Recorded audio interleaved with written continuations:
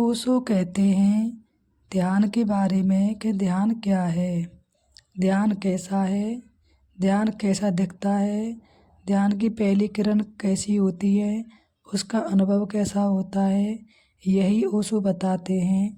और कहते हैं कि ध्यान कोई दूसरी प्रक्रिया नहीं है, ध्यान खुद में ही घटता है।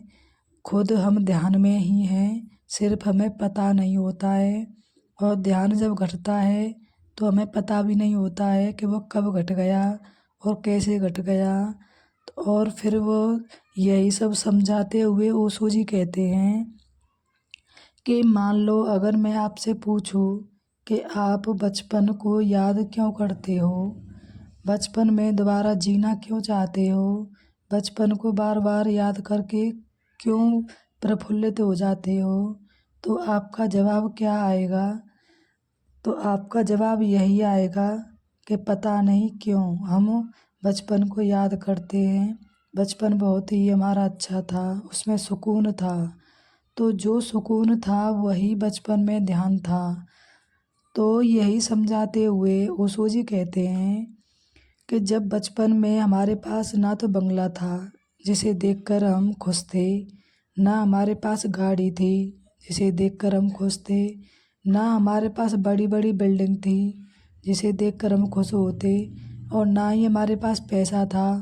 वो तो 1-2 रुपये कभी मिल जाता था, वो भी मार पड़ने पर। हमारे पास था क्या? कुछ भी तो नहीं था उस टाइम पर जब हम छोटे थे। ना ही किसी से हमें प्रेम था, ना ही किसी से हमें द्वेष था। हमारे अंदर कोई राग द्वेष ही नहीं था। तो फिर था क्या ऐसा जो आज हम बचपन को याद करते हैं?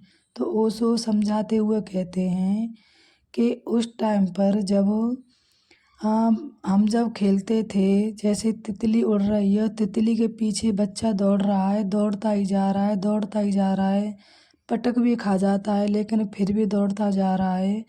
जब वह दौड़ता है तितली के पीछे तो वो ये भी भूल जाता है कि ये तितली है, और वह उसके पीछे दौड़ दौड़ के इतना थक जाता है लेकिन फिर भी थकता नहीं है। क्यों? क्योंकि वह ध्यान में था। उसका सारा ध्यान जो था सिर्फ तितली थी और तितली के पीछे था। और ध्यान करते करते वह ये भी भूल गया कि ये तितली थी। बचपन में ये घटना सबके साथ घटी होगी, हमारे सबके साथ। तो ये ध्यान घट गया था जो कि बच्चे को पता भी नहीं था कि ये ध्यान है। जब हम रेत से शंख बीन कर लाते थे छोटे छोटे, और उस टाइम पर हम ऐसे मगन हो जाते थे, ऐसे प्रफुल्लित हो जाते थे जैसे मानो हीरे मोती जवाहरात भर के ला रहे हों। और सिकंदर तो कुछ भी खुश नहीं होगा, वो इतना खुश आता था उनको लेकर कि मानो सारी दुनिया की खुशी वो भर के ला रहा है। ये बचपन में सबके साथ घटनाएं घटी हैं। क्यों? क्योंकि ये भी ध्यान की घटना है। जब ध्यान में बच्चा होता है तब उसको पता ही नहीं चलता था कि ये हो क्या रहा है।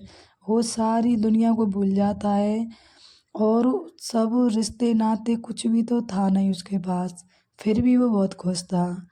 तो ओशो कहते हैं कि मैं बता दूँ आपको, जो बच्चा शंख बीना और बच्चा खुश था, उसके बीच में वो ध्यान घटा, जो सिर्फ उसका ध्यान उस शंख पर था।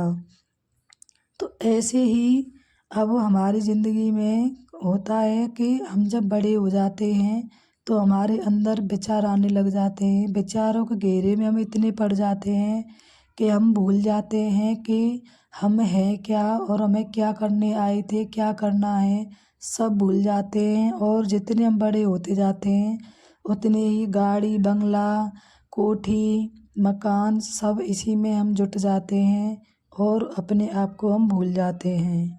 तो ओशो जी कहते हैं कि चलो अब भी संभल जाओ, वही काफ़ी है। जहाँ हो जैसे हो वहीं से शुरू करो। और ध्यान की ये प्रक्रिया नहीं होती है कि तुम नियम लेकर सुबह 5 बजे जग जाओ या रात में बैठ जाओ, नहीं, ये ध्यान नहीं है। ध्यान क्या होता है कि जैसे तुम खाना खा रहे हो, उस पर इतना ध्यान लगा दो कि तुम्हें पता ना चले कि तुम खाना खा रहे हो या क्या कर रहे हो।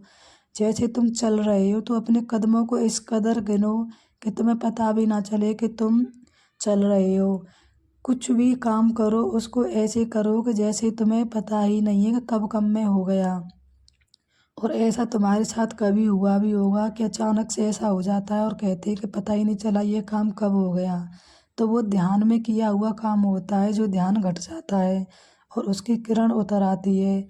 जैसे तुम रात में सो रहे हो और अचानक से तुम्हारी नींद खुल जाती है और नींद नहीं आती है, तो उसका सुनहरा मौके का फ़ायदा उठाओ और उसी टाइम पर अपनी सैया पर बैठ जाओ और ये आवाज़ सुनो, ये बहती हुई हवा की आवाज़ सुनो, शांत रात की कुरकुराहट सुनो, ये झींगुर बोलते हैं इनकी आवाज़ सुनो। जब तुम ये सब करने लग जाओगे तो धीरे धीरे एक दिन ऐसा होगा कि ध्यान अपने आप में ही घट जाएगा। इसीलिए तुम्हें कुछ भी करने की ज़रूरत नहीं है। जो कर रहे हो सिर्फ उसी को ध्यान में लेते हुए करो, ध्यान से करो। यही ओशो के शब्द हैं, वचन हैं। हम लोगों को ये फॉलो करना